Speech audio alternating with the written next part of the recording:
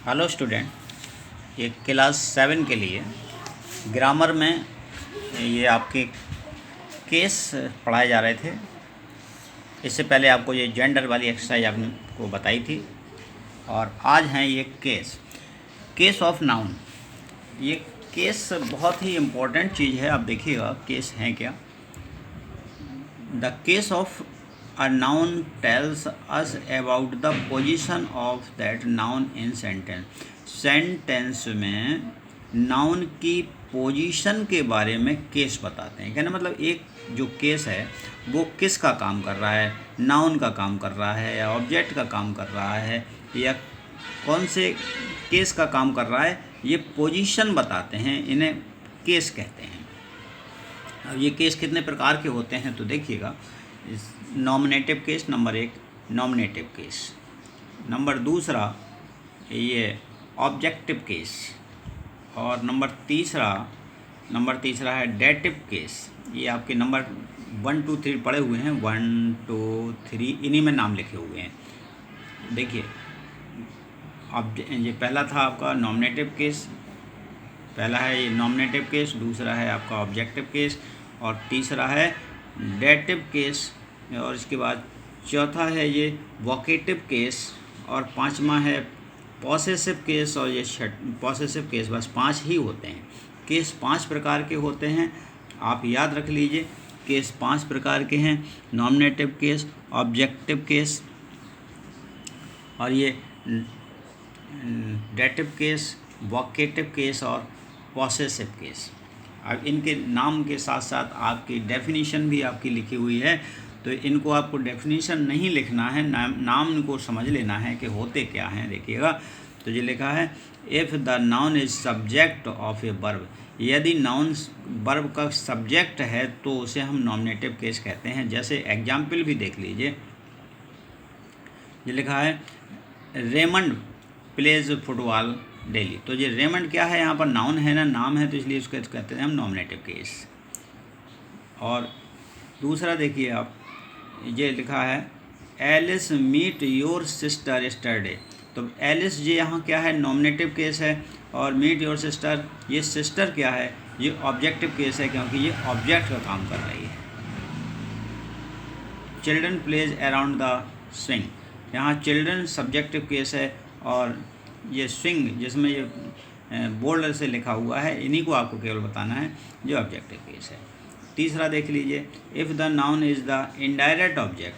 अगर noun indirect object है तो उसे हम डेटिव केस कहते हैं।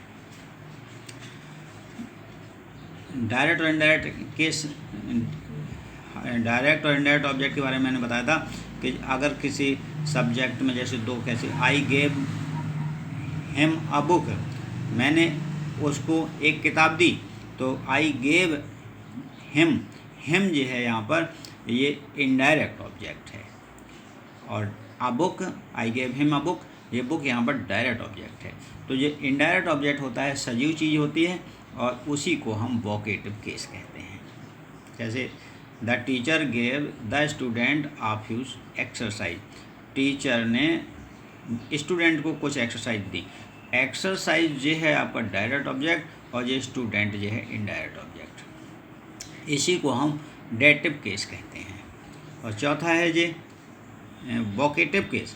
वोकेटिव केस क्या होता है, if the noun is used to call a person, यदि कोई नाउन किसी व्यक्ति को बुलाने के लिए यूज किया जाए, कहने मतलब संबोधन, नाम लेकर किसी को बुलाया जाए। जैसे कह रहे हैं mister Victor your friend is waiting, mister Victor तुम्हारे मित्र तुम्हारा इंतजार कर रहे हैं, यानी नाम लेकर के बुलाया, इसीलिए इसको वोकेटिव केस कहते हैं। If the noun denotes possession of ownership, ownership माने जैसे उसका, मेरा, तुम्हारा, ये होते हैं पॉसेसिव केस।